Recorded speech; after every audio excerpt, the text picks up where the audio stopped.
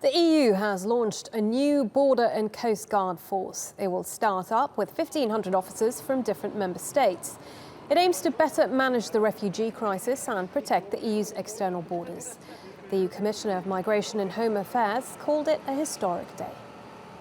It is, believe me, an unprecedented achievement of European will and union in times where our unity is tested.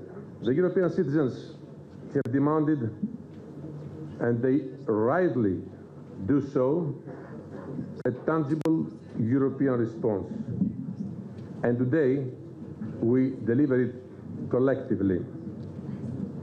The European Borders and Coast Guard is based on the fundamentals of solidarity and shared responsibility over the European Union's external borders.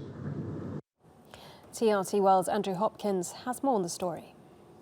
This is the Bulgaria-Turkey border, and it's one of the busiest crossings in the Balkans, where they've chosen to launch this brand new EU border police and coast guard force.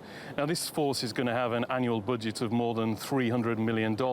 It's going to have 1,000 staff and 1,500 officers, and some of them are actually standing here behind me. You can see them here just lined up. They're going to be coming from about 30 states in Europe, mainly from the EU, but from some others as well. And their main point of this new force is to manage the refugee issue much more effectively.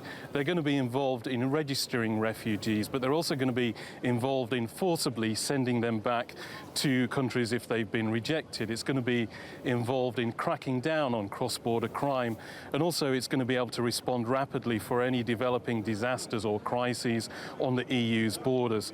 But remember, this is still a huge problem for the EU. This year, according to the UN, there have been more than 300,000 refugees arriving in Europe, and that's on top of 1 million last year.